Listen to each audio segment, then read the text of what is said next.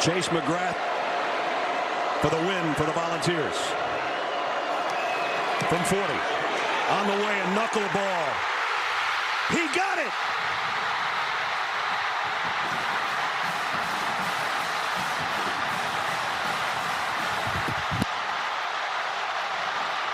And here they come.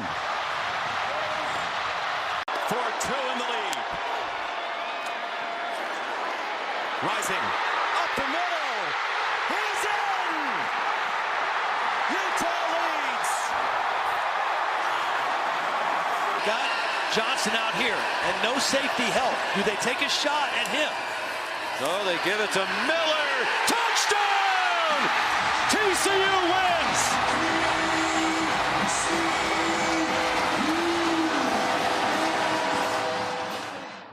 Week 7 was as awesome as advertised. We'll review. I'll put together my new top 25 and we'll tackle the Week 8 College Watch Guide. But first, be blessed. All my blessings, all my blessings, all my blessings, all my blessings, all my blessings, all my blessings, all my blessings, all my blessings. I need my blessings every penny. Daily counting every single one, I'm seeing plenty. Level up and watch that beat it turn into a Bentley. See I'm stunning something, all I'm thinking, please don't tell me. Oh boy, she was seeing you. Oh boy, let's start off with that Alabama-Tennessee game that ended up with a field full of Vols fans and void of any field goals as they went for a little journey down the river, to my understanding. Bryce Young was a surprise to play, warmed up in his pads last week, but wasn't a go, so he did before this game. Had a little chat with Saban and hit the field. He looked perfectly healthy, really. He was out there on the opening drive, a 3-and-out, took a hit, didn't favor the shoulder, and looks like he'll be ready to go for the rest of the year, unless something else was broken in this game with all the hits he took. Tennessee's first 2 plays went for first downs, and Alabama was backed up multiple times in the first couple plays there that didn't do them any favors, while Tennessee came out firing. So the Tide didn't steady themselves until close to halftime, and eventually the game was tied later on in the third quarter. Hooker did throw his first interception of the season, and Tennessee had some of their worst plays later into the third quarter when the game was tied up. There's a horrible handoff that left the ball in the backfield on a fake handoff between Smallwood and Hooker. That was actually supposed to be a real handoff. So that was an easy pickup fumble for Alabama to run in the ball and actually take a lead at that particular point, 49-42. Tennessee then got stuck on a 4th and inches inside the 30-yard line. They had a false start. They got backed up. And the Vols had just a number of problems there. They went for it on 4th and 5 at that particular point. Hooker was chased out of the pocket, threw the ball. It was actually grabbed, picked off in the end zone. It looked like Alabama would then be taking it back the other way. It was ultimately turned away because of a pass interference on an Alabama player, and Tennessee was able to score there and regain momentum. Now, Alabama did have 17 penalties, the most ever in school history. So that was a big problem that they've been suffering through the entire season, is all those penalties, double-digit penalties in multiple games now. But Tennessee was able to tie the ball game up with under 4 minutes to go. Now, Alabama was driving for what appeared to be the game-winning field goal to get in the field goal range.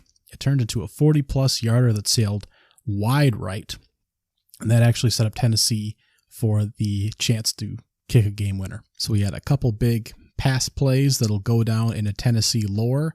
They got the final kick off with 2 seconds left, a nice 30-something yarder well within the field goal kicker's range, although he hadn't kicked a whole lot. He wasn't particularly experienced. I believe they have a freshman kicker there, and I thought the kick was blocked initially, but still had enough to possibly go through, but it was just a horrible knuckleball, as the announcer said there, and it still went through the uprights for the big win. Of course, the crowd rushed. All the fireworks were going off in the stadium and the lights. They actually had to nerf the audio that was coming through the headsets and your television because of all the noise that was going on around the broadcasters and the production there.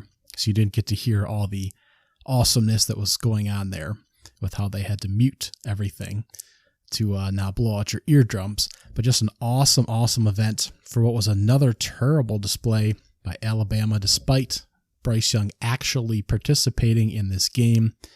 Let's see here. He was 25 for 52 for 455 yards and 2 touchdowns, and he's dragging this team right now.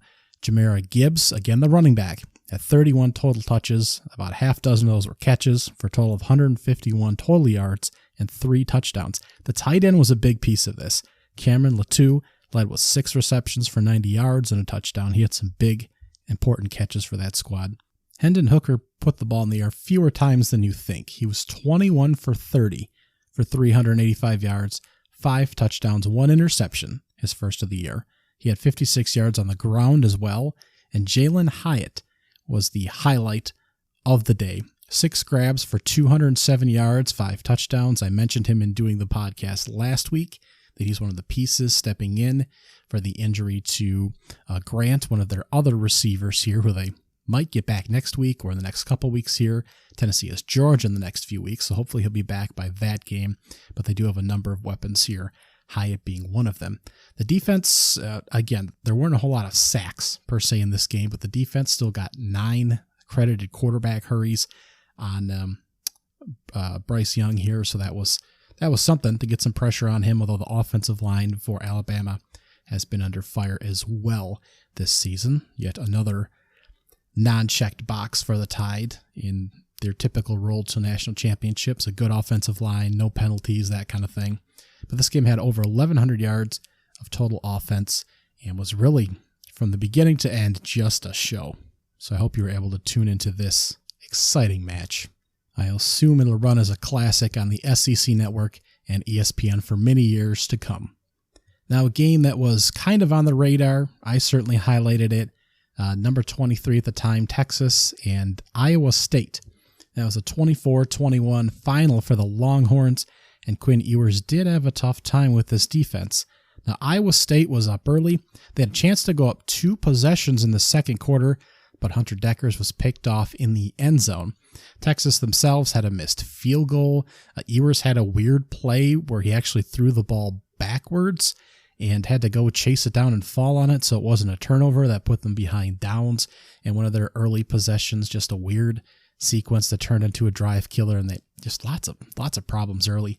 Texas finally put a couple scores on the board with under 6 minutes to go before the half to take the lead, and they came out at the beginning of the third quarter, and 9 of 10 plays to start their next drive out there were all positive yardage for all handoffs. They're all handoffs for positive yardage, rotating between Bijan Robinson and next year's star running back Roschon Johnson, who will take over the lead after superstar Robinson goes on to the NFL.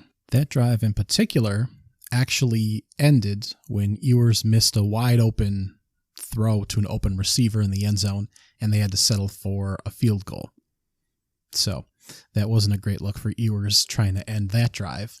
He didn't miss later on, though, on a 4th and goal from the 1-yard line with under 5 minutes to go in the game. He finally got it in the end zone to take the lead back at that particular point, 23-21, in a game where points were hard to come by. Now, Hutchinson converted a 4th down for Iowa State and then had a walk-in 55-yard touchdown on the next possession to regain the lead with less than 5 minutes to go, but he dove for the ball, kind of made a funny action to go for a wide open catch, and dropped it. So Iowa State had a walk-in touchdown with less than 3 minutes to go to take the lead, and that would have forced Texas to again drive the whole field and score a touchdown of their own to win the ball game. So I don't think that's being talked about enough. Now, 2 plays later, Dekkers seemingly took a headshot and fumbled the ball, and Texas recovered it and won the football game. That was the end of it.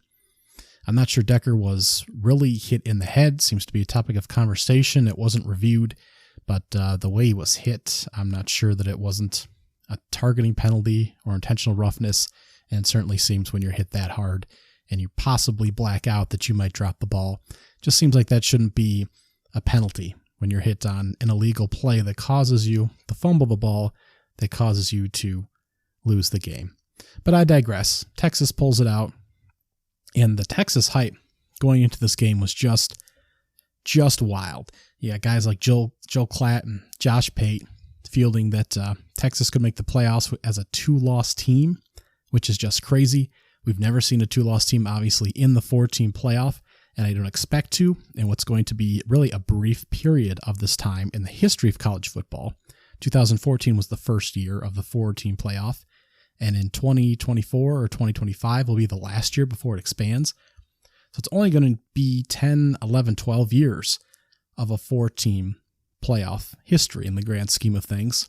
And I don't think we'll ever see a 2-loss team. It just works out that we have enough conference championship teams that have 1 loss or 0 losses to squeeze into the 4-team playoff. I don't think this Texas team's going to make it, and especially not after a crummy win like this. Matt Campbell, the head coach for Iowa State, was going crazy. I worry about his blood pressure sometimes. He really gets into some fits over there. And the Cyclones, just like that, are 3-4, with all 4 losses coming by a combined 14 points. Michigan and Penn State. There we go. It was such a blowout, I confused Michigan for Michigan State there. So Michigan had 30-plus plays and 13 points on the board before Penn State had even run more than 6 plays. And this was halfway through the second quarter. Sean Clifford had converted, this was the first half for Penn State. Sean Clifford converted a 3rd and 1 on their 3rd possession on an awesome keeper and ran for 62 yards down to the 2-3 yard line. That drive ended by converting a 4th and goal for a touchdown, as the next 3 plays resulted in 1 yard each, so they had to go for it on 4th down. Later on, Penn State had a pick 6 to take the lead, and that was about it. 3 good plays for Penn State all in the first half, and they were rolled in the second half altogether. This was a top run defense for the Nittany Lions, top 5, I believe. They gave up 418 yards on the ground to Michigan, who routinely broke off 10-yard runs and averaged 7.6 yards per carry. So this was exciting for about a half, watchable for about a half. Exciting is a little strong of a verb there. But Michigan, Penn State, top 10 battle, and Michigan finally looked good, beating another good team. J.J. McCarthy didn't have to do a whole lot, wasn't asked to do a whole lot. That's perfectly fine. Keep playing, keep growing, but still not sold that he can make big plays against big teams, but he may not have to until the Ohio State game. And even then, I think this team can run the ball on the Buckeyes. So may not have to do anything until maybe the playoffs. We'll see. Number 9, Ole Miss and Auburn. This was a game that you had to keep on, well, keep an eye on at least. Keep on the small screen, keep flipping over to whatever you were doing in the afternoon if you were watching college football in general. Ole Miss was up 21-0 in this game, and Auburn somehow kept it interesting. Jackson Dart, the transfer in there, who's supposed to take over for Matt Corral and lead this great passing offense, again, is not doing that at all. He was 9 for 19 passing, but had 3 touchdowns on 9 passing attempts for the Rebels. And he was one of 3 100-plus yard rushers as he went for 115. Quinshawn Junkins went for 139 and 2 touchdowns, and Zach Evans went for 136 and a touchdown for a top 5 rushing offense there, Ole Miss. Now Auburn's Tank Bigsby, who's a star for that team, supposed to be possibly a dark horse Heisman candidate coming into the season, if not for how horrible this roster was. He went for 179 yards and 2 touchdowns, but the Tigers offensively eventually just could not keep pace with the Rebels and fell 48-34. Ole Miss had 29 first downs and was 10 for 19 on 3rd downs. Just kept moving the ball, scoring all the way through. Auburn, this was 2 scores, 3 scores, then 1 score, then 2 scores, then 1 score, then 2, then 1, then 2, then 1. It was always in striking distance for Auburn. After the early 3-touchdown lead, they started to nibble into that and hang around and eventually fell apart. I think the quarterbacks had 17 combined completions in this game, so very much a ground game. And Ole Miss survives another one. Not sure how good they are, but survived another football game. Illinois, Minnesota had more points than expected.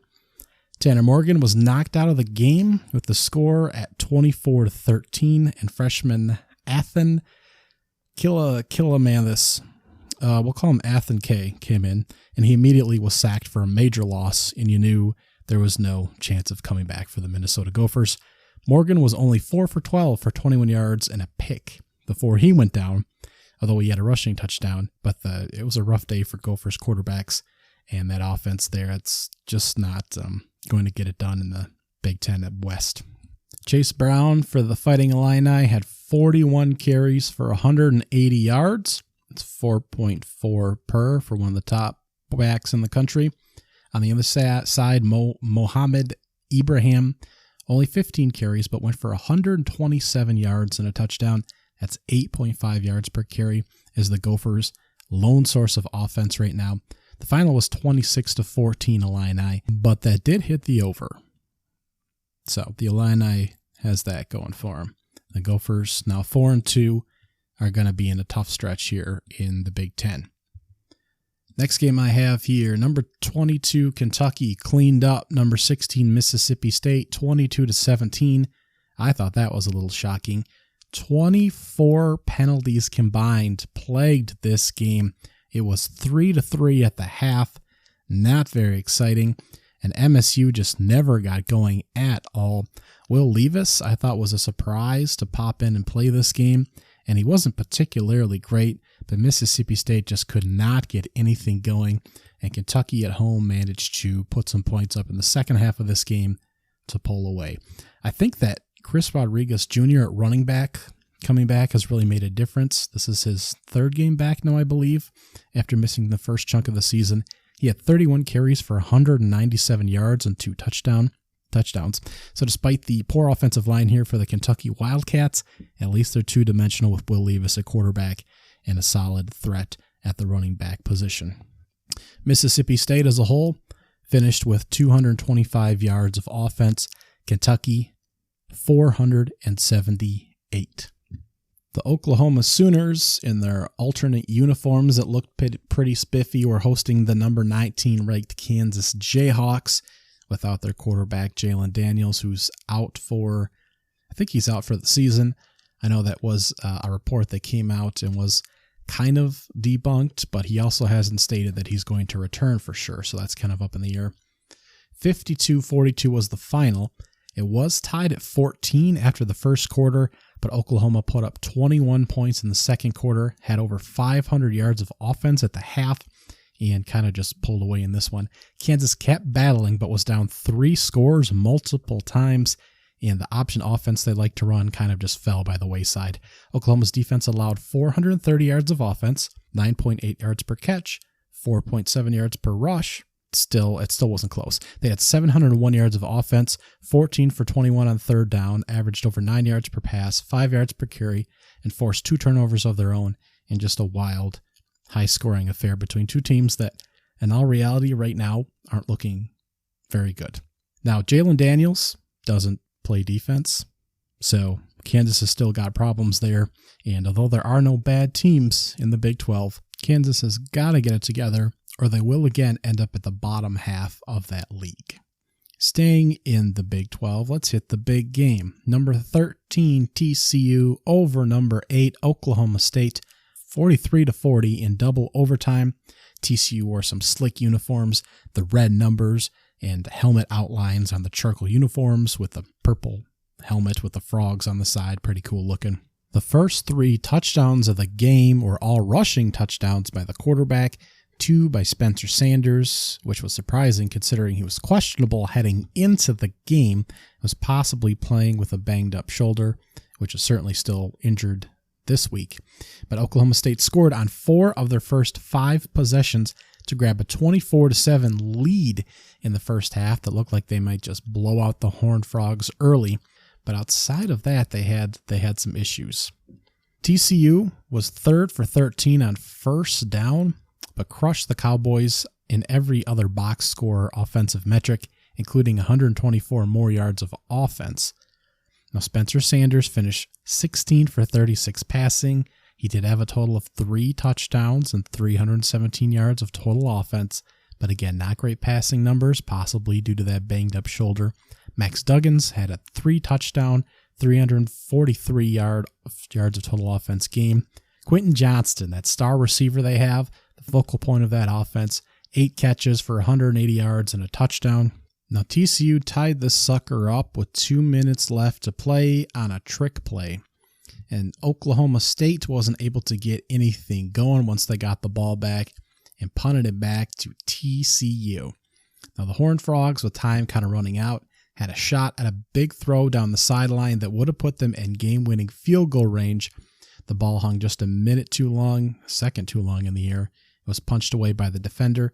Now Duggan had hurt his arm on an earlier play, so it seemed like it affected the throw, unfortunately, for the Horned Frogs there, but they were not able to pull it out in regulation. TCU was eventually able to punch it in double overtime, but the Cowboys had 24 of their 40 points in the first half and 30 of their 40 points in the first 3 quarters. So the offense just completely died as we got later into the football game, and TCU eventually prevailed out there. Number 18, Syracuse was hosting number 15, NC State, and this was a boring game. I did not watch a whole lot of that. It was announced prior to that Nick Leary would be out for the season with his upper shoulder injury, I believe, a blow that the Wolfpack certainly felt. Cuse drove down and scored easily to score on their opening drive there. They won the game 24-9, and the Wolfpack will be struggling offensively for the rest of the game. Syracuse wasn't explosive offensively. The Wolfpack will still have a good defense, but in a day where multiple games had teams combining for over 1,000 yards of offense, these teams went for about 650 altogether in a defensive struggle. Number 4, Clemson beat Florida State 34-28. Now, Clemson had this well in hand for most of the game. Florida State made it interesting late, but you never really thought the Tigers were really going to lose this. Jordan Travis hit a touchdown to pull it close with a couple minutes left in the fourth quarter, so it was an onside kick recovery away from being real interesting. Will Shipley again, 20 carries, 121 yards, just a solid running back there for Clemson, the best offensive piece there. DJ was 15 for 23 for 203 yards and 3 touchdowns.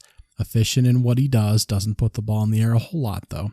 Jordan Travis had to carry the team at times. Trey Benson and Lawrence Totoffel had 68 yards on the ground each, but Travis was 24 for 42 for 254 and 2 touchdowns. He jogged for 64 yards as well and a touchdown to lead the team in carries. Florida State had more than 100 yards more offense than Clemson, 10 more first downs, fewer penalties, a massive 6.1 yards per carry, and just couldn't pull the game out. But that's kind of the story for Florida State right now. Clemson led by 20 points at one time, and again, the game just didn't seem close. The Tigers had 3 touchdowns, 3 of their touchdowns on a total of 8 plays, a 4, 3, and a 1 play drive from a big 59-yard touchdown pass, a Florida State fumble that set up a short field, and a kick return that set up a short field as well. So just taking advantage of mistakes and making big plays when they have to get it done. So Clemson still not looking super impressive, but another big win over a good football team on the road. And finally, number 7, the USC Trojans falling at the hands of the number 20 ranked at the time Utah Utes, 43-42. Both teams scored at least 1 touchdown each in every single quarter. Caleb Williams had 5 touchdowns and 438 total yards of offense. Cameron Rising had 5 total touchdowns, 3 on the ground, and 475 yards of total offense, over 1,100 yards altogether. Utah scored touchdowns on 3 of 4 possessions in the fourth quarter, including a big 2-point conversion that ended up giving them the win. Had they not got it, they would have lost this game. Again, 43-42 was the final. I was texting my brother about this, and as much credit as Utah's getting right now, Utah went for it because they couldn't stop USC, and they wouldn't have stopped the Trojans in extra innings if this had gone to overtime.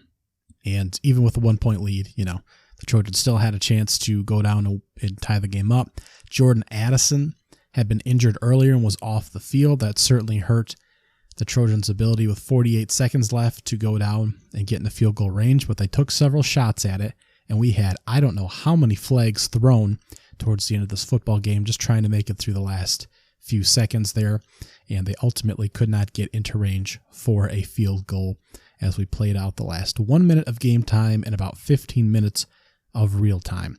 Now, Dalton Kincaid, again, Utah loves its tight ends. They already lost one for the season, but Kincaid stepped up, 16 catches for 234 yards and a touchdown.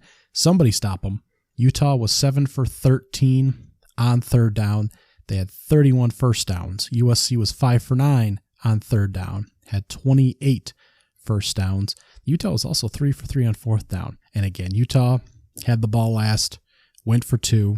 Actually, that's not true. USC had the ball last, couldn't get it. Their best player was out. Utah went for 2, converted, and that's just how the cookie crumbles sometimes.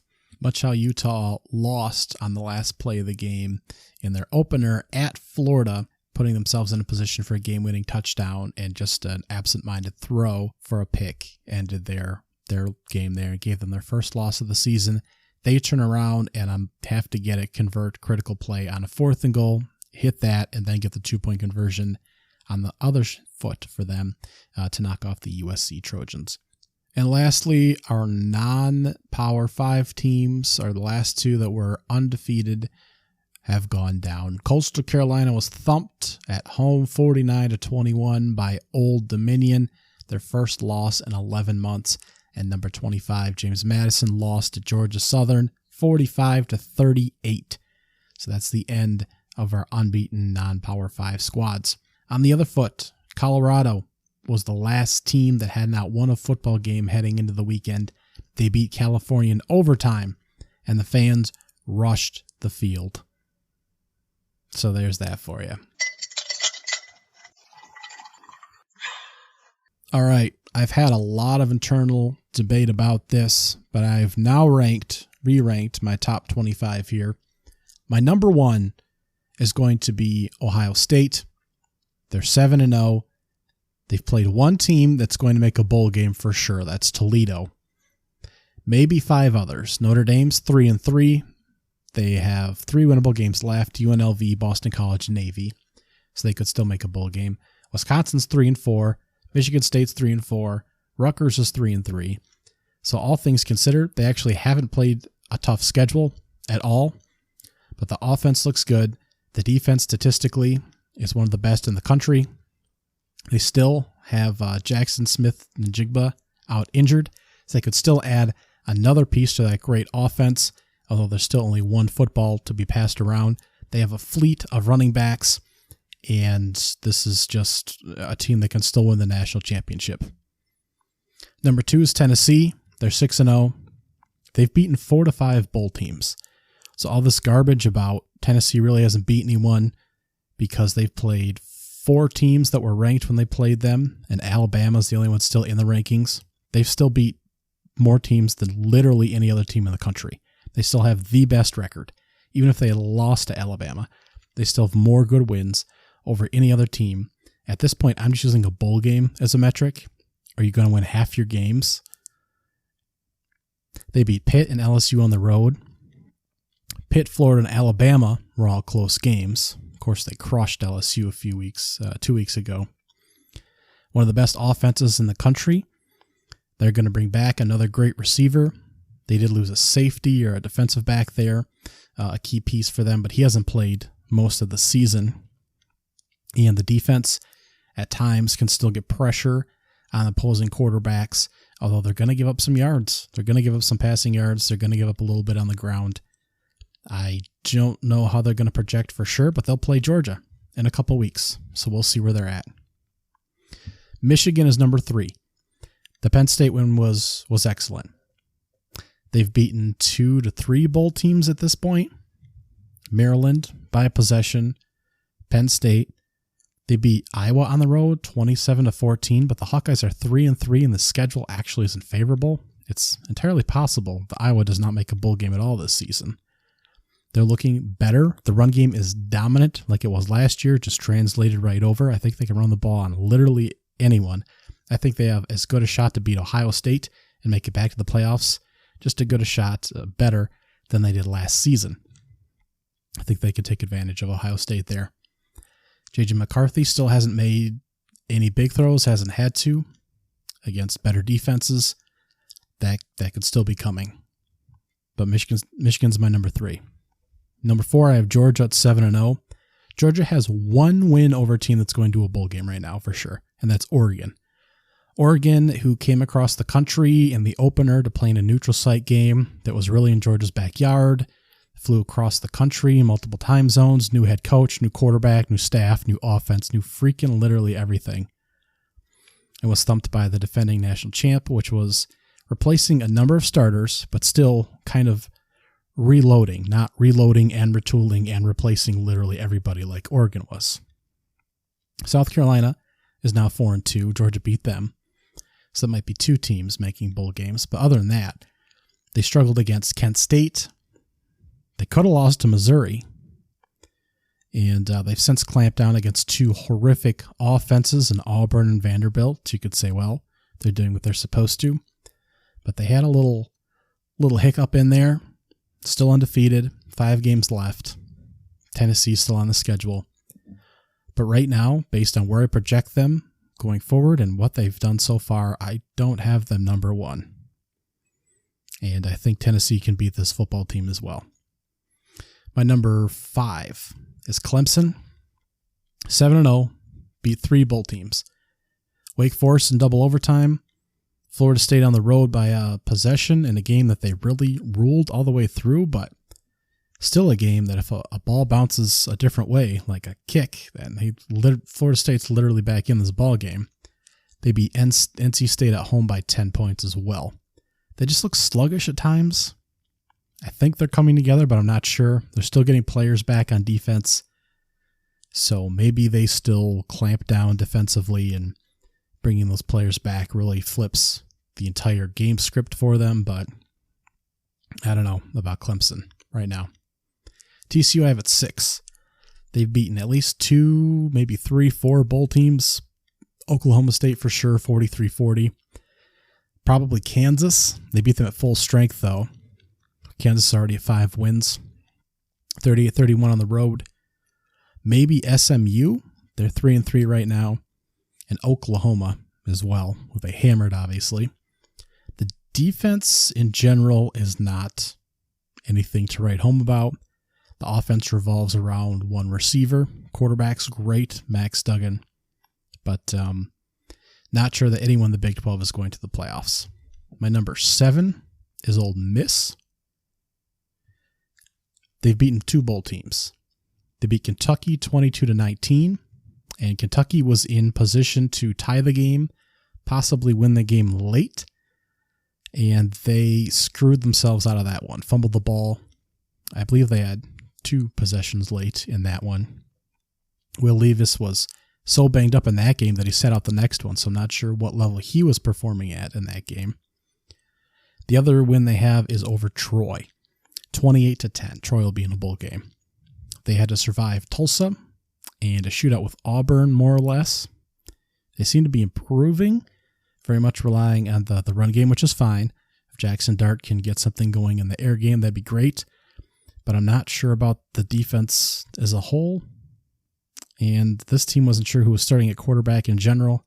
So I'm not sure how you advance much further than winning like 10 games if you're that kind of team. Next up, I have UCLA at number 8. 3 bowl teams. South Alabama, 32-31. They were getting clowned for that, rightfully so. And now the fact that South Alabama has lost to them, you flip the script. That was the only loss that the Jaguars had there. And if they beat UCLA the other way around, then they'd be ranked right now. It's a good football team. But UCLA also beat Washington 40-32, Utah 42-32, all home games. And the old casual football fan of the Big 12 plays no defense actually kind of figures in for the Pac-12 right now, as we're seeing all these high-scoring shootouts and no lockdown defenders on any of these football teams. The only road game UCLA's played at all was against Colorado. So they'll get Oregon this week. We'll see how good they really are. I don't trust this defense, but I don't trust Bo Nix, the quarterback for Oregon, either. So we'll see what happens this week. My number 9, I pushed Syracuse down to 10. So number 9, I have Alabama. They have all kinds of problems. and the weird stuff too. You don't expect penalties from a Nick Saban team. You don't expect shoddy offensive line play or defensive backs that can't slow anyone down. That's stuff you do not expect from Nick Saban. Bryce Young is dragging this team, but he could win the Heisman, and sometimes that's enough. Number 10, Syracuse. They beat one healthy bowl team, Purdue, 32-29. NC State with no Leary at quarterback, 24-9 last week. They're a win away from a bowl game, so I expect that they get one. NC State, that is. Syracuse also beat Louisville 31-7, but the Cards have 6 teams left on the schedule that were ranked or have been ranked at one time. So Louisville might not win another ball game. So yeah, altogether Syracuse has a rough schedule there. Could arguably be dropped lower, but right now I'm going to put them at 10. They're playing Clemson this week. I believe that they can beat a bunch of these teams ranked below them, but man, it's hard. It's really hard to tell right now. My number 11 is USC at 6-1. They've beat Washington State and Oregon State, which isn't much to show right now, and then they've lost to this Utah team. They have to put points on the board. They have to put up more than you, and they're not really going to be able to stop you. It's USC in a nutshell right now. Wake Forest is my number 12. Wins at Florida State. Liberty, ironically enough, is a bigger win right now. And that double overtime loss to Clemson. It's got to be a tough one to swallow right now. Florida State and that offense with Sam Hartman still rolling around there. My number 12. Number 13, I put Oklahoma State. Wins over Baylor, who's now 3-3. Wins over Texas Tech, who's now 3-3. And a loss at TCU in double overtime. I still think this is one of the better teams in the Big 12. But in saying that, I'm not sure that there's a big gap between anybody there. And Spencer Sanders just, I don't know. I don't like him in big games. Oregon's 5-1. They are my number 14 team. Wins at BYU. Wins against BYU at Washington State. A loss to Georgia, that horrible loss to Georgia. We've had some distance from that now. Maybe that shouldn't be, even with that horrible score, quite indicative of where they're at now. They play UCLA this week. We'll see where both of those teams stand. Illinois is my number 15, 6-1. I like them a lot, but realistically, they've beaten Minnesota. They've beaten Iowa, who I said is 3-3. They won at Wisconsin, who's 3-4. Minnesota's 4-2 now. They lost to Indiana, 23-20, in a game they really shouldn't have lost. It should be a 7-0 Illinois team, but just not a particularly difficult schedule. I think they're similar to Syracuse, in which you kind of like the quarterback, you love the running back. I think Illinois got a better defense, but you're just not sure if this team is going to be able to beat some of the better squads, and you're just not going to be able to see it. I'd love to see how they match up against Michigan. Should both teams make the Big Ten championship? I don't think it's going to be quite the walkover. I think the defense is going to cause problems. I just don't know about the offensive side of the football for the Illini. My number 16 is Penn State, and really it's hard to fathom them being this high up after embarrassing themselves, knowing that the offense was having problems, particularly the passing game, going to the Michigan, into the big house there, and then getting thumped like that. But they did win at Purdue. They won at Auburn. They now lost at Michigan. I've got Penn State with a good running game, of which they had no way to run the ball last season. I still like the secondary. And we're going to go Penn State 16. 17 is my first 2-loss team. I'm going to go Utah. Again, losses at Florida, at UCLA. Wins against USC, Oregon State. I guess 2 of the better wins. And the Utes can still put up some points. It's not a defensive football team. It's just not. Cam Rising's a really good quarterback. So Utah's number 17. I've got Kentucky, 18. Wins at Florida, Mississippi State. Losses to Ole Miss and South Carolina. No Will Levis for that game, though. So you can argue if they had a healthy quarterback, they could have beat South Carolina, at least been right in the thick of that game. And if they didn't, he wasn't banged up for the Ole Miss game before that, and have a couple fumbles there that they could have won that game too. So this team, ironically, is close to undefeated as well. Texas, I'm actually getting lower on. They're 5-2. They're my number 19 team. I don't know what their best win is at this point. Iowa State, who now has a losing record. West Virginia, who's right around there. Oklahoma, UTSA. They have losses at Texas Tech in overtime, who's also right around 500, although no Quinn Ewers for that game. And the Alabama game. So this is just a football team that's played a lot of other 500 football teams, and they did not look good last week. Next team, 21, North Carolina, 6-1. They've beaten Miami and Duke on the road and lost to Notre Dame. And Drake May, the quarterback, is tied for most touchdown passes in the country. And this team struggles on defense. That's about all I got to say for North Carolina. I do have Tulane in there next. Tulane and then Kansas State. So Tulane beat Kansas State earlier in the season. Tulane's also lost to Southern Miss, which is not good at all. The defense is real, though. I think they can move the ball a little bit on offense. I think that's a good Tulane team that could possibly win the American and steal it from Cincinnati. Kansas State, I'm not so high on. You're not even relying on the arm of Adrian Martinez, simply his feet and what he's able to do running the football from the quarterback position. That's never a recipe for success.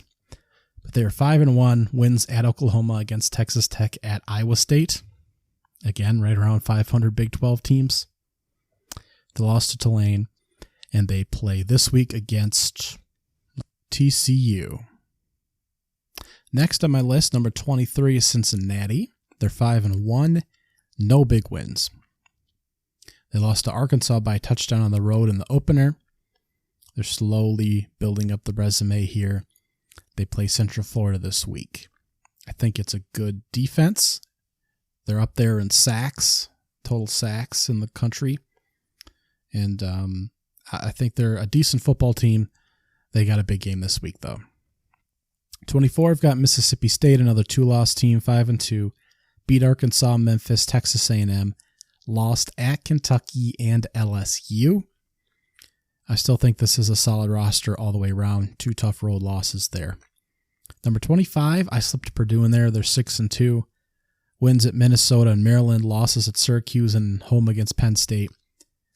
But even here, towards the bottom of the top 25 alone, you're starting to get picky at this particular point. But I think Purdue can still win the Big Ten West.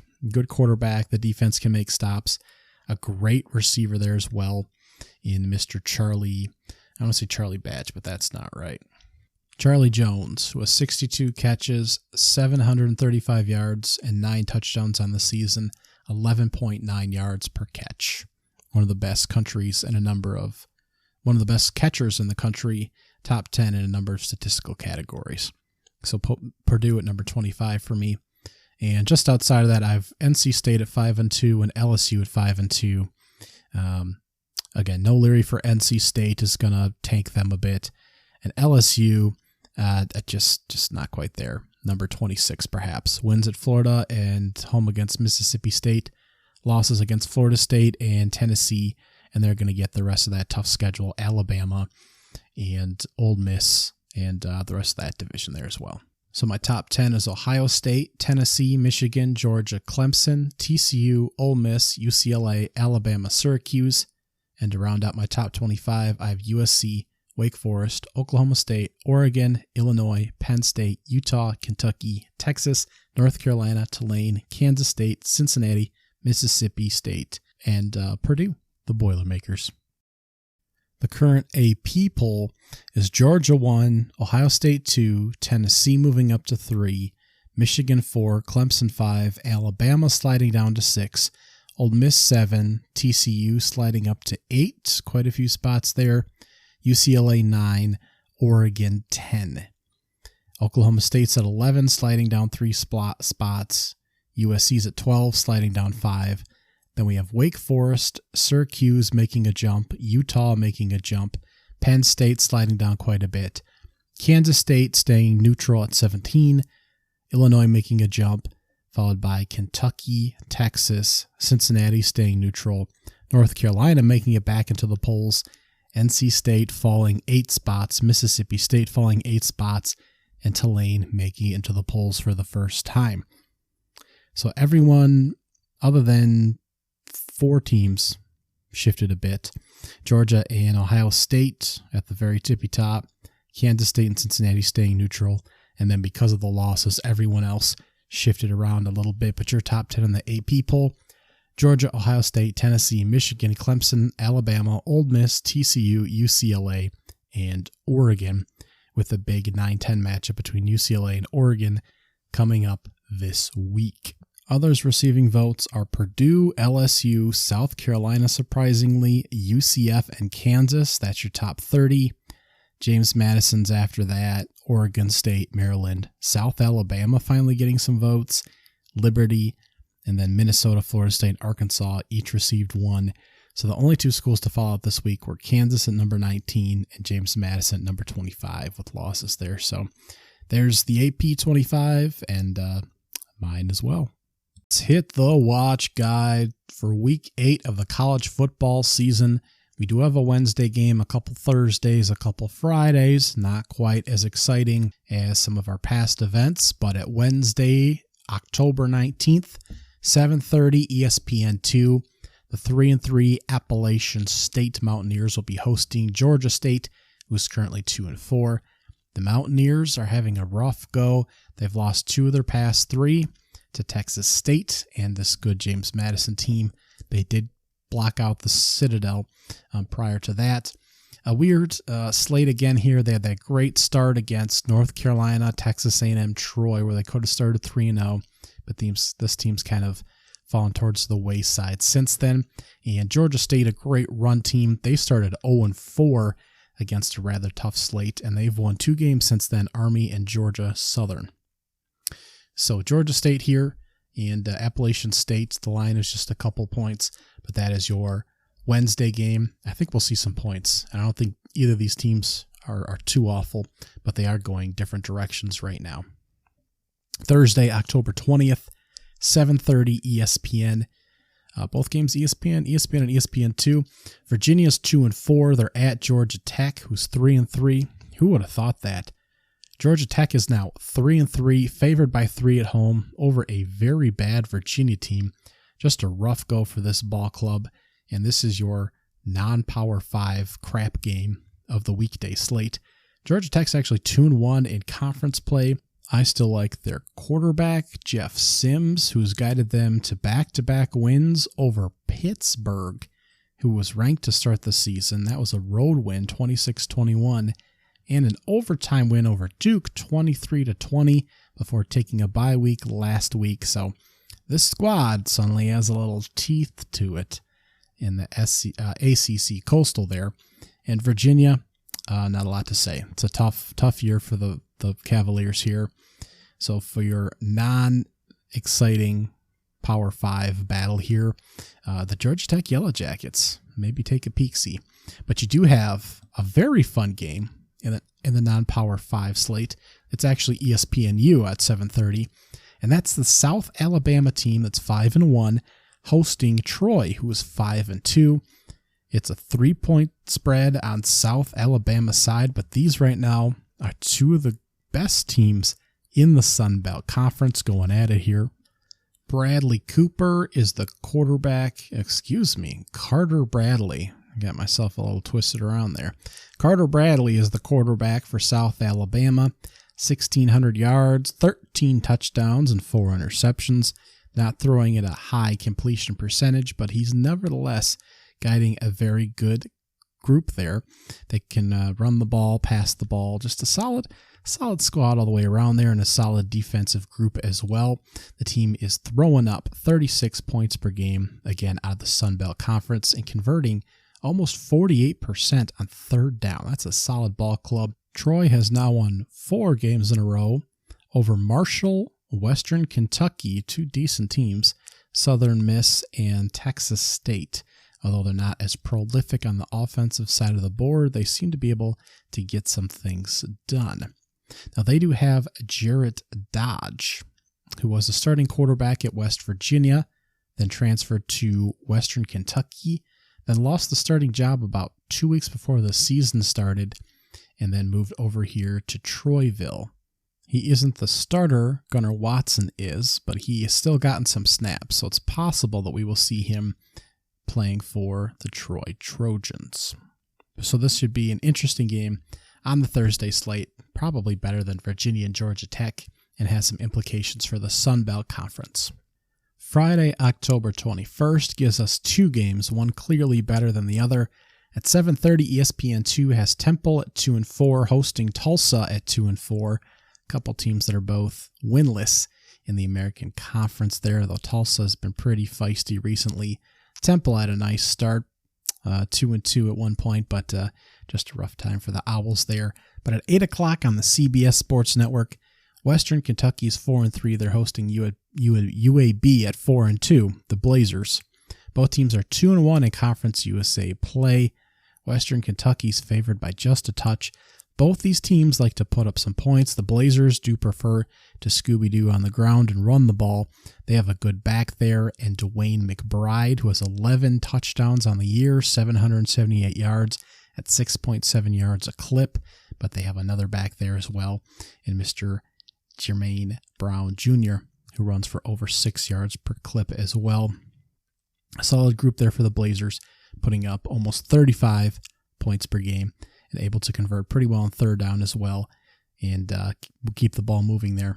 Western Kentucky, known for their prolific passing offense, last season reloaded with Austin Reed, the transfer from Directional School, Florida, at the lower division, where he won multiple national championships, and he's throwing a lot of yards again. Over 2,300 yards, 71% completion percentage, 21 touchdowns, 5 picks. He's got multiple receivers averaging over 10 yards per reception, and the team is averaging over 40 points per game. So we should have a lot of offense, a lot of points. One team preferring to run on the ground, one team preferring to throw. Both teams far from perfect this season, certainly. Western Kentucky had a close loss at Indiana and a close loss to UTSA, but losses nonetheless. Loss of Troy as well, so to the better teams on their schedule. And they've beat Austin Peay, Hawaii, FIU, MTSU, Middle Tennessee there. But they've given up a number of points on the back end. In the same token, the UAB Trailblazers losses to Liberty and Rice, who started the season pretty hot. They've also beat Middle Tennessee, Charlotte, Georgia Southern, Alabama A&M, but they've given up some points as well. So this could be a really high-scoring game.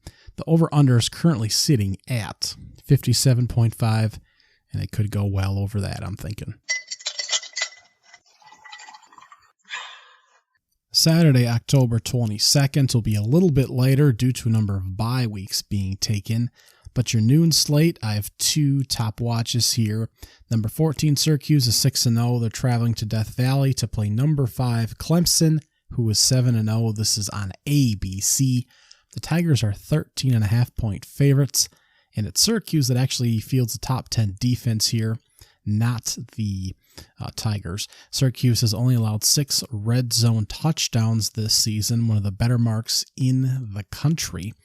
Clemson, on the other hand, is 35 for 35, getting points out of red zone trips.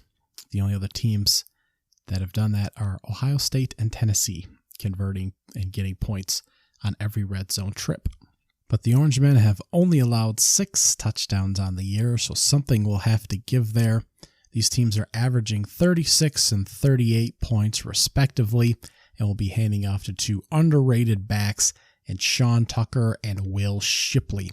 They aren't at the top of any rushing leader lists, but they are both top backs, of course, if you've seen either one run the football. DJ Ungale, of course, has turned into a bit more of a threat with his feet and running the football. He's still passing at a decent rate as well for the Clemson Tigers. He's only thrown a couple of interceptions on the year. He's 17 touchdowns to 2 interceptions. And he's doing a pretty good job. 4 touchdowns on the ground as well. So he will have an opportunity to move the ball against this great, pretty good defense of Syracuse, which hasn't quite been tested like this yet. Garrett Schrader is the quarterback for Syracuse. completing almost 70% of his passes, 9.4 yards per pass attempt. That's a nice higher rate that we like to see, pushing the ball downfield. 12 touchdowns and 3 interceptions. He's also the second leading rusher for the team, and he's got 5 touchdowns on the year as well. So both quarterbacks not the focal point of their offenses per se. This would be an interesting game. I think these teams are a little bit more balanced than at first glance, but I do think that Clemson will come away here. But again, it'll be interesting to see if they'll be able to continue to pull away from teams, which is something they're struggling with, and be able to make a playoff push. This is one of the challenges still left on their slate. The other game in the noon slot I have here is SMU, who is 3-3. They're hosting number 25 Cincinnati, who is currently 5-1. This is on ESPN. Now, Cincinnati is only favored by a field goal on the road here, with both teams coming off a bye. SMU lost 3 of its past 4 games. They narrow losses at Maryland and against TCU. Then they were hammered by Central Florida and slipped by Navy.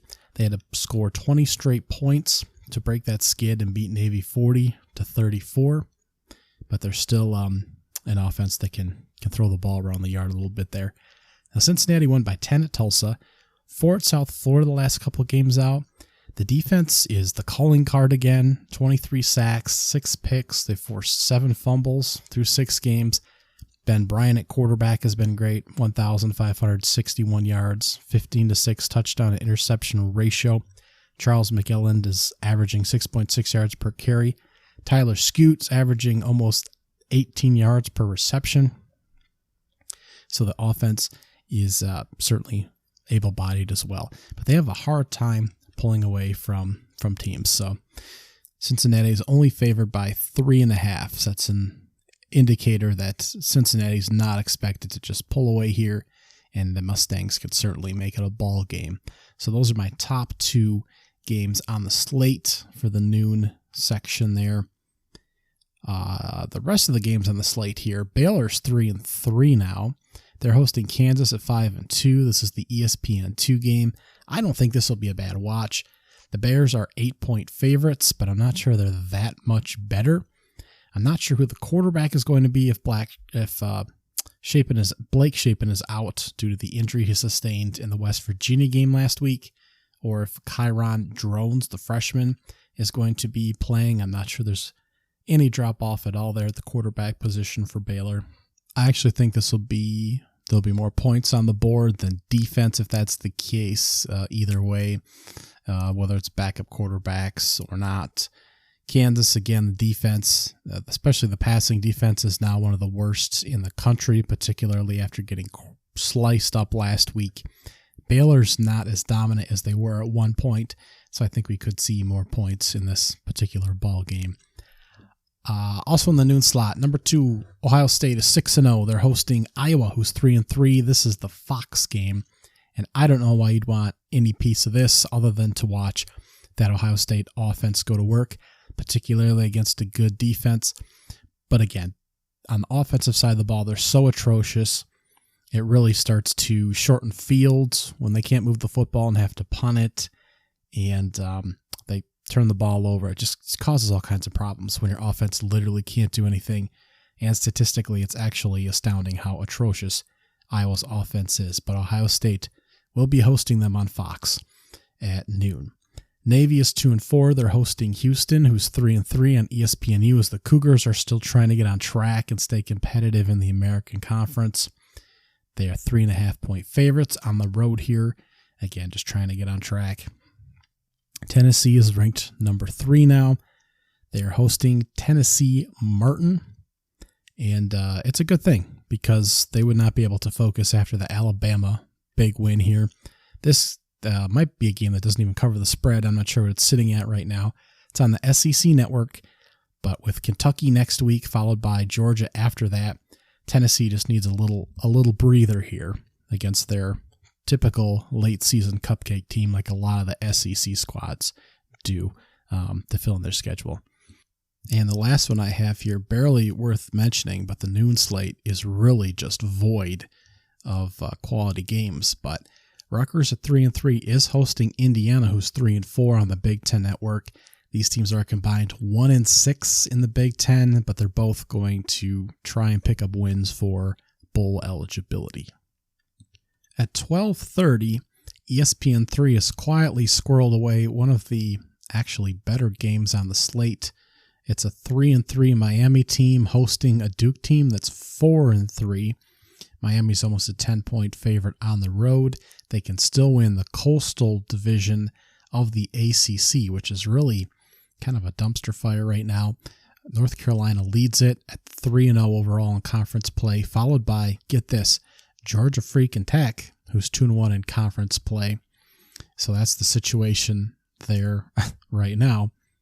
But Miami and Duke, two teams who have struggled as of late. Duke lost a heartbreaker in the North Carolina rivalry last week, 38-35, as North Carolina scored a touchdown late. That was one of a number of really good football games, even amongst the Tennessee, Alabama, and Oklahoma TCUs and Utah USCs last week. But Duke has now lost 3 of the past 4. The lone win over Virginia, losses at Kansas, at Georgia Tech, and to North Carolina. They still have a good quarterback here in Riley Leonard, but it's just really a middling team right now. In Miami, trying to still recover after the losses, the 3-game stretch to Texas A&M, Middle Tennessee, and North Carolina. They beat Virginia Tech last week. Tyler Van Dyke trying to kind of get his team around here. Again, the Virginia Tech win was nothing to write home about. The Hokies are 2-5 right now. Tyler Van Dyke here trying to kind of help this team get back on track. Mario Cristobal, a tough start there, but Tyler Van Dyke, 351 yards, a couple touchdowns last week. He's starting to put up numbers again, and he might have to kind of pull this team towards a bowl game this year, towards the back half of the schedule. The remaining games for the Hurricanes include this Duke game. They're at Virginia. They're home against Florida State, at Georgia Tech, at Clemson, home against Pitt. That's still a tough schedule, but if they can go 3-3 again down the line, at least make a bowl game, make some progress for Cristobal here. Maybe it's not a complete loss for the Canes. And Duke, somewhat similar, at Miami, at Boston College, home against Virginia Tech, at Pitt, home against Wake Forest. And they've already got 4 wins, so they only need a couple more. It's going to be tough for both these teams, and just a strange situation here in the ACC Coastal Division. The last game in the watchable slot here is at 1 o'clock. Toledo at 5-2, traveling to Buffalo, who's 4-3. This is on ESPN+. Both teams are 3-0 in the MAC and the 2 division leaders. The Rockets are a touchdown favorite on the road, so they're clearly viewed as the best team in the conference. Buffalo has actually won 4 games in a row to get to this point, but they do lead the MAC East, and of course the West, led by the Toledo Rockets. Jaquan Finn for the Rockets now has 23 total touchdowns on the season, including 7 last week, and blowing up the Kent State Golden Flashes. They've won 3 in a row, so this should be an interesting game between 2 of the top teams in the MAC conference. Your afternoon slate starts at 2:30 with UNLV at 4-3 traveling to Notre Dame. The Irish are shocking 3-3. This is on Peacock and NBC. Irish looked awful last week in a surprising 16-14 loss to Stanford that no one except for me saw coming. And you have to really wonder what they're going to do now. I kind of thought that the offense had found itself after BYU North Carolina wins, and just not the case. Couldn't do anything against Stanford. They completely befuddled them, kept the ball away, and just a shocking, low-scoring game. Just a shocking game. But UNLV here is on a 2-game slide, 40-7 to San Jose State and 42-7 to Air Force, 2 of the best teams in the Mountain West. If Notre Dame can't house this team here, then they're in somehow some new level of awful. So we'll see what the Irish can do against the UNLV running Rebels at 2:30. At 3 o'clock on FS1, we have Texas Tech hosting West Virginia, a couple of 3-3 teams. West Virginia managed to put up points on Baylor and punch them out last week. Texas Tech was on a bye. They're on a 2-game slide, though. Losses at Kansas State by 11 and at Oklahoma State by 10. This defense keeps them in ball games, but the offense can't quite keep them on the right side of some of these shootouts. So they've gone through multiple quarterbacks. Doesn't really seem to matter who's starting there. And they just can't quite stay in these games. But West Virginia playing right around their level. JT Daniels hasn't exactly elevated the play there, but he's not a bad quarterback by whatever measure you use there. Only 9 touchdown passes on the season, which is disappointing. They have won 3 of 4, though. The only loss was at Texas, wins over Baylor and at Virginia Tech. So they can certainly knock off Texas Tech here, but the Red Raiders are favored by about a touchdown at this point, and I kind of like them in this game. Still should be an interesting little matchup between two teams that are, again, in this very good Big 12 conference and very talented. Finally, at 3:30, we have a triple header, our biggest games of the day. Let's start with number 7, Ole Miss. They're 7-0. They're traveling to Death Valley to play the LSU Tigers, who are 5-2. This is your CBS game. Your Fox game is number 9, UCLA 6-0 at number 10, Oregon, who's 5-1. And your ABC game is number 20, Texas at 5-2, traveling to 11-1, Oklahoma State, who's 5-1. So let's start with Ole Miss and LSU. The Runnin' Rebels are number 3 in third down conversions. They keep moving the ball, pushing, running, one of the best run offenses in the country. They've gone over 300 yards in most of their games. They also don't give up a lot of sacks. Just hand off, run the ball, keep it going. The defense leaves a little to be desired, but so does LSU on the other hand. Jaden Daniels has been doing a solid job. He's been pitching the ball around a little bit more, and he's always a threat to run the ball. Over 300 yards passing each of the past 2 games, and a loss against Tennessee, and the win at Florida last week in a 45-31 kind of shootout there. But he is really dragging this offense along. He had 3 touchdowns last week passing, 3 touchdowns rushing as well. He finally got Butte involved a little bit, 6 catches for 115 yards. A number of talents there, but they were able to get things going on the right page a little bit last week.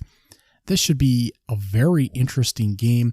Both these quarterbacks are at least a little familiar with each other. I don't think they were ever on the field at the same time last week, but Jackson Dart for Ole Miss transferring over from USC last year. Jaden Daniels from Arizona State to Pac-12 quarterback rejects essentially coming over. So it'll be interesting to have these two on the field at the same time. And we'll see if Ole Miss is for real. The Tigers are actually favored at home by 1.5 at the moment. Both of these teams are 3-1 right now in conference play. This will be a really good ball game. Oh, Oregon, I don't know what to do with you. Oregon's coming off a bye. UCLA's coming off a bye. They're ranked 9-10. UCLA's undefeated. Oregon's 5-1. This is the 3:30 Fox game. I don't like Bo Nix as a quarterback. I think he fills up a lot of stats, but is not that effective. But the numbers say that Oregon is very effective in the red zone. They don't give up a lot of sacks, and they've won a lot of football games, including a comeback game against Washington State. The only real bad game they've obviously had was against Georgia at the beginning of the year, flying all the way across the country. So they're still in the mix here for the Pac-12 race. UCLA, I don't like the points that they're giving up. Right now it says a 70-point over-under, and Oregon's favored by 6. UCLA is 4th and 3rd down conversions. They're able to continuously keep the ball moving. Dorian Thomas-Robinson, again, another dual threat in every sense of the word, scoring from anywhere on the field, running the ball from between the 50s, red zone, regardless of where he's at. Cabernet is one of the, I don't want to say better running backs in the country because there's about 50 good running backs in the country, but he is truly a threat back there, and this should be a great high-scoring game. I don't know. I don't have a lean either way here, but Yeah, it'll just be interesting if UCLA can win on the road here. Their first road game of the second road game of the season. First one against a big team. The last game was against Colorado. Can they stay undefeated? Can they keep the Pac-12 undefeated? Will Oregon win, bumping off UCLA, and all of a sudden USC, UCLA, Oregon all have one loss, and is the Pac-12 at risk of everyone having 2 losses and ending up out of the playoff race again, but having a number of really good teams, which is very interesting moving forward? Or are we going to continue to possibly have multiple teams with 1 loss vying for a playoff spot as we head deeper into the season? And finally, the ABC game, number 20 Texas at number 11 Oklahoma State. Spencer Sanders doesn't do well in big ball games. Quinn Ewer, 3 starts now, has not looked terribly effective. Missing open throws last week against Iowa State. Oklahoma State's passing defense is actually not the Cyclones' defense. He should have an opportunity to have more open throws, work the defense more, so he might have a better shot here. This line is -6 Texas. I believe Spencer Sanders being questionable again is reason for that. I hope he's healthy and we see both of these teams at their full power. Because right now, I don't understand the national narrative and the Texas hype, and can they win out? And would the playoff committee consider putting Texas in? They do consider injuries as part of your resume and wins and that kind of deal. So they could look at a 2-loss Texas and the fact that Quinn Ewers was out and overlook the Texas Tech loss a little bit and how close they were against Alabama, and that he missed the back half of that game, and consider putting Texas in. But right now it's just crazy to me. It's just crazy. We always end up with an undefeated team, a 1-loss team, a championship, conference title, ACC, Pac-12, whatever. So I just don't know how they're even in the conversation. And when we get that far, there must still be a 2-loss team that's better, regardless of whether Quinn Ewers was injured or not. We still haven't seen that he's actually one of the best quarterbacks in the country at this point. So that's just wild. But I'd like to see if he has an opportunity to prove that. And he won't if Oklahoma State is not healthy. I've got 3 games in my middle tier watches here. At 3:30, Memphis is 4-3. They're playing number 25 Tulane. They're 6-1 on ESPN2. That's a road game for Memphis. Home game for Tulane, the Green Wave. Now, let me tell you, Tulane, good defense. They've won 3 straight. They won the big overtime game against Houston. They shut down East Carolina 24-9, and they won against South Florida 45-31 on the road last week. This does look like a really good defensive team that can compete in the American Conference. Michael Pratt has 11 touchdowns to 3 interceptions, 67% completion percentage. They have a decent running back there in Tyree Spears, who's got 8 touchdowns on the year. And again, just a defensive-focused team. The offense isn't a complete liability, though. Like, they don't have a quarterback that can't throw or no real guy that can run the ball. Like, they have some players on the offensive side of the ball as well for a non-Power 5 school. Memphis has lost 2 straight to Houston 33-32, at East Carolina 47-45. So they've lost 2 very close games, but just not sure how this team is going to be through the rest of the season. They lost in 4 overtimes last week on the road. I just don't know if they can win another road game here against a really good Tulane defense, but overall this should be a good contest. BYU at 4-3 is traveling to Liberty. The Flames are 6-1, 3:30 ESPNU. BYU is having a hell of a time. 2 losses in a row now. Notre Dame 28-20, where it actually looked like Notre Dame might be bouncing back. Now it looks like Notre Dame and BYU are trending in the wrong direction. Arkansas last week 52-35, included a great play by KJ Jefferson, the quarterback for the Razorbacks, pulling out of like 4 or 5 or 6 tackles to make a running play at one point there. And BYU, man, what a disappointment. They have one of the worst 3rd down conversion rates in the country. The offense is starting to sputter just a little bit here, with the defense having problems all season, and just a tough go for BYU. The schedule after this: East Carolina at home, at Boise State, Utah Tech at Stanford, so they can still bounce back and definitely win some games here. Liberty, we're not sure how good they are. Wins over Akron, South Mississippi, UMass, Gardner-Webb. Those are not good football teams. They lost by 1 point to Wake Forest. That's a good football team. And but just a 1 point win, 21-20 over Gardner-Webb last week. Not quite sure how good this football team really is, but they have rolled up 26 sacks on the season, 6 from Dennis Osgoody, and Darrell Johnson has 5. And I'm not sure 6 wins, regardless of competition, is too much to turn your nose up at with Hugh Freeze still coaching over there. So BYU at Liberty. Also at 3:30, Purdue at 5-2 is traveling to Madison to play a 3-4 Wisconsin team on ESPN. Certainly not the record that ESPN hoped these teams would have when they came to town. The Badgers are 2-point favorites, but they're 1-3 in the Big Ten. Purdue is 3-1. Their defense, although not necessarily sticking out in a lot of statistical categories, is only allowing 30% of third downs to be converted. Still have a great quarterback there in Aiden O'Connell, and can move the football a bit, can shut down the run when they need to.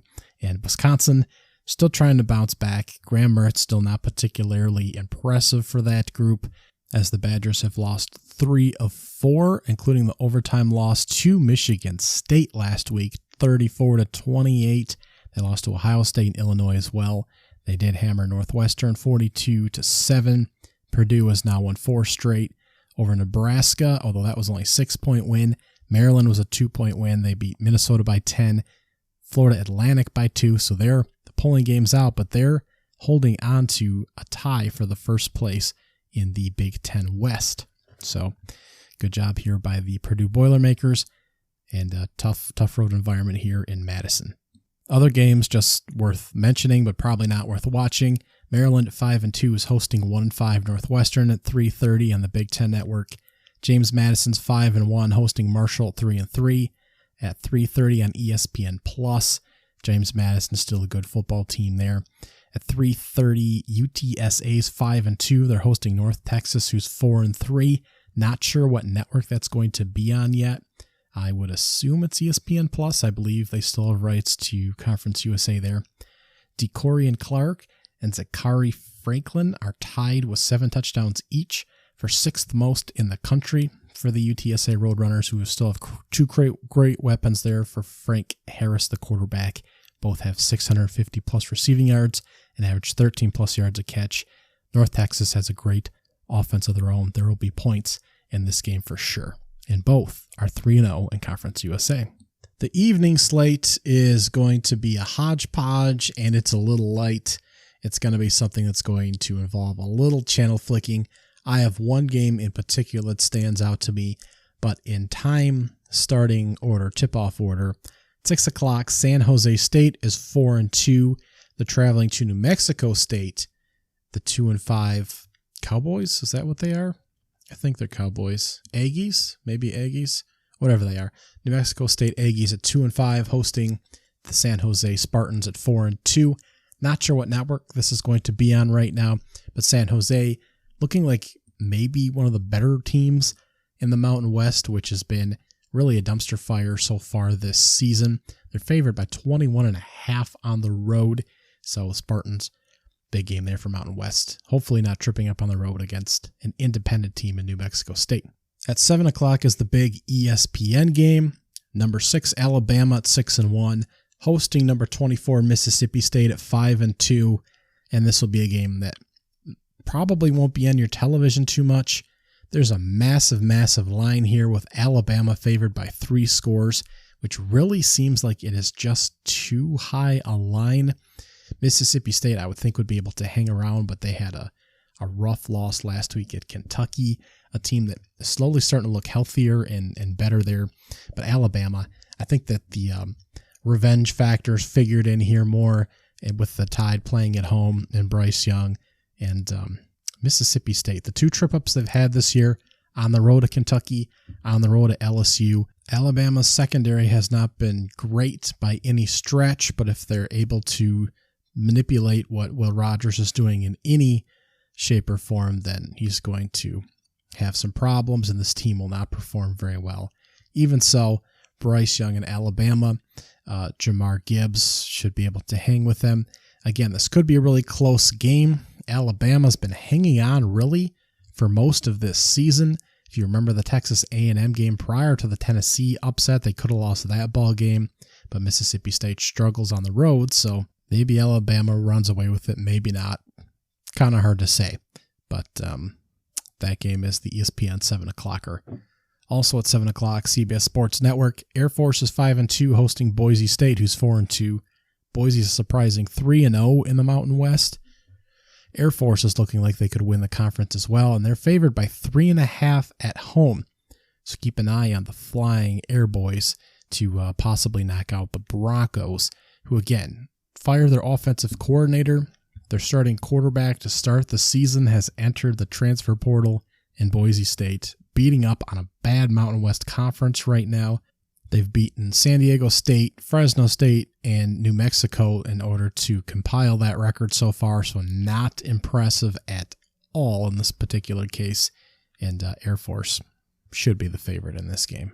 At 7:30, we have number 16 Penn State at 5-1 hosting Minnesota, who's 4-2 on ABC. The Gophers have lost 2 in a row now. The offense doesn't look good. Tanner Morgan might not be playing. Even when he has played this year, he hasn't looked very good. And Michigan, they've really laid the blueprint for how to carve up Penn State's defense on the ground. So it's possible that Mo Ibrahim has just handed the ball 40 times in this game to run it up Penn State's nose. But it's going to be rough going for the Gophers overall. So this could be a very difficult to watch game. I assume Penn State's going to roll here, even if the offense struggles. But this is not going to be a particularly fun game to watch. But these are still 2 good ball clubs. This is about my medium range watch here, as is Mississippi State, Alabama.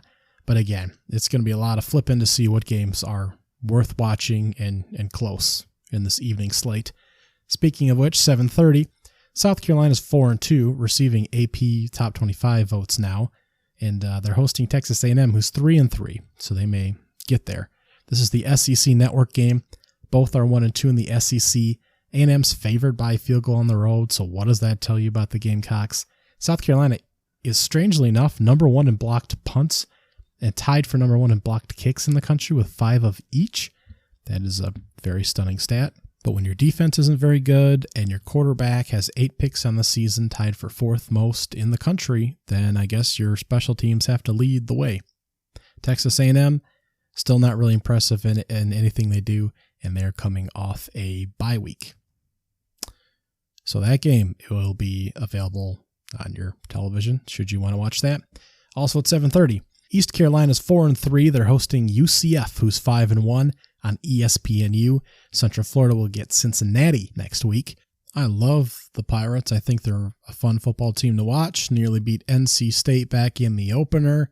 Had a tough game against Tulane a couple weeks ago. Had a great shootout against Memphis last week where they came out victorious. But this team is one of 15 converting over 50% of its third downs in the country. UCF isn't very far behind, so lots of great conversions here. Isaiah Winstead is averaging 13.8 yards per catch at 4th in the country in receptions for a good quarterback here in the East Carolina Pirates. And UCF actually has one of the best red zone defenses in the country, so they are able to make stops when they count. Will they be able to stop the Pirates from sailing on into the end zone? That'll be the big question. So this will be a good game out of the American Conference. Just a game worth noting at 8 o'clock, Pittsburgh at 4-2 will be traveling to Louisville, who's 3-3 in the ACC network. Louisville's actually favored by a point, which is stunning considering how badly they've lost some games this season. So I guess Pittsburgh's not any good, huh? That's just a rough go there. But the biggest game on the evening slate, the one you should be watching, is number 8 TCU at 6-0, hosting number 17 Kansas State on FS1. Both teams are 3-0 in conference play. TCU is actually a 3.5-point favorite in this game. Now, Kansas State is only allowing teams to convert on 29% of third downs. This is an underrated defense, and TCU doesn't really seem to play a whole lot of it. Now, Adrian Martinez is winning primarily with his feet, with his legs for Kansas State. They took a bye last week. Previously, they beat Iowa State 10-9 in a low-scoring affair. He has not thrown an interception this season. He's also only thrown 4 touchdowns. Not a lot of throwing going on. 62% completion percentage. He does have 9 touchdowns on the ground on 91 carries. That's quite a few. And that's how Kansas State wins football games. He's got to run the football. Deuce Vaughn's still back there running too. 661 yards, 5.5 per pop, 3 touchdowns. But it's really the Adrian Martinez show right now. And that defense doing a great job in preventing the ball from moving up and down the field. We know about TCU now. A couple big wins, maybe 3, maybe 4 at this point. They won at SMU 42-34. Obviously, that team's 3-3 right now, but still a respectable group. Oklahoma looks like they may start to bounce back a little bit here in the back half of the season. 55-24 was that win. They beat Kansas 38-31 with a healthy quarterback, and now Oklahoma State 43-40, in which they slaughtered them in the second half of that game and finally punched them out in overtime. Max Duggan finally getting some respect at quarterback there, completing almost 70% of his passes, 16 passing touchdowns, 1 interception, 4 more touchdowns on the ground, and of course his top target, Quentin Johnston, 500 yards on the dot, couple touchdowns, 14.7 yards per reception. Ty Barber, 18.7 yards per receptions in the mix.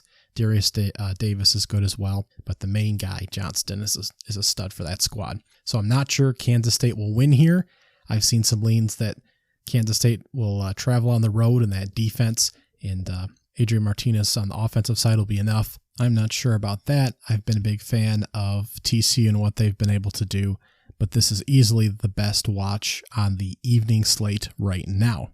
Now, your late night snack, your late night slate is rather light as well. 9:45, Wyoming is 4-3. They're hosting Utah State, who is 3-4. Not sure what network this is on right now. 2 teams that are struggling in the Mountain West. At 10:30 on ESPN, Washington at 5-2 will be traveling to California, who's 3-3. Cal lost to Buffalo last week. Colorado, the Buffs. It was so astounding. I can't get it wrapped around my mind yet. The last team to win a game this season at the FBS level, a bad football team, and California managed to blow it in overtime, a team that seems like they have a decent offense going at times. And now they're welcoming in Washington. Michael Penix is back on top as far as the passing leader in the country. And this team's still going to throw the ball, but they give up a lot of points on the back end. Washington's 7.5-point favorites on the road. That may be too high. They just give up too many points. And also at 10:30, San Diego State at 3-3, traveling to Nevada, who's 2-5 on CBS Sports Network. The over-under is 36 points. The offenses suck. These are bad teams. San Diego State's still a 7-point favorite on the road, which is wild. I'd take whoever you're getting plus money on, quite frankly. So your late night slate is not a great night slate. All right, your top watches. Let's start with your weekday watch. That's the 7:30 Troy South Alabama game on ESPN on Thursday. This will be a great game. 2 great Sun Belt teams. Again, Troy, better on the defensive side of things. South Alabama has got some offensive pieces. Very good on the defensive side of the ball as well. Either of these teams can win the Sun Belt Conference. My must watch, I think this is an easy one. Number 10, Oregon hosting number 9, UCLA on Fox at 3:30. The Pac-12 Conference is very compact at the top, and these two could be a rematch in the Pac-12 Conference Championship if they are indeed the 2 best teams. The other games that could be on this list, Texas, Oklahoma State, Ole Miss, LSU, Syracuse, Clemson, but none just quite have the ring that this one does, Kansas State, TCU. I think these two are 2 of the 4 best teams, at least in the Pac-12 conference, and it'll be a good football game between the 2, and I just like this to be the top watch. If you're sitting down to watch one game, this should be it. Audible for today is the 12:30 Duke at Miami game on ESPN3, with both the noon slate and the evening slate being light. I think that could be a very good game, and still both teams are somehow involved in the ACC Coastal Division. Both have good quarterbacks. Could be a lot of points and high scoring there. Not great football teams, but entertaining, potentially good football teams if they can work out some issues. My underrated game, also in that noon slot, Kansas at Baylor on ESPN2. I still think Baylor's a good football team, regardless of who's there at quarterback. I think they have a couple good ones. Kansas is still talented. With Bean running the offense rather than Jalen Daniels, they can still put up points. Baylor can still move the football. I think this is an underrated game in the noon slot on ESPN2. Your check-in game is at 3:30. Memphis at 4-3 at Tulane, who's not ranked 25th. They're 6-1 on ESPN2.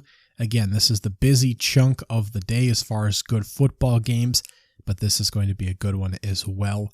The Green Wave could go to the playoffs. I'm joking. I'm slightly joking. This could be one of the better non-Power 5 teams playing in the same conference, the American, as Cincinnati, and a good challenger here in Memphis coming into town. My small screen, and there are a lot of good games. The top two teams in the MAC are playing in Toledo and Buffalo, Memphis and Tulane. As I just mentioned, UCF and Coastal Carolina, Boise State and Air Force. It's really a loaded non-Power 5 slate, all things considered. My pick is going to be, for this particular slot, UCF at Eastern Carolina. I think that'll be a good ball game between two American teams there on ESPNU at 7:30. If you have ESPN Plus, I would also consider the 3:30 UTSA North Texas game as well. I believe that's where that game will be broadcast. Now, the last slot here, the late night snack, by default is the 10:30 Washington at California game on ESPN.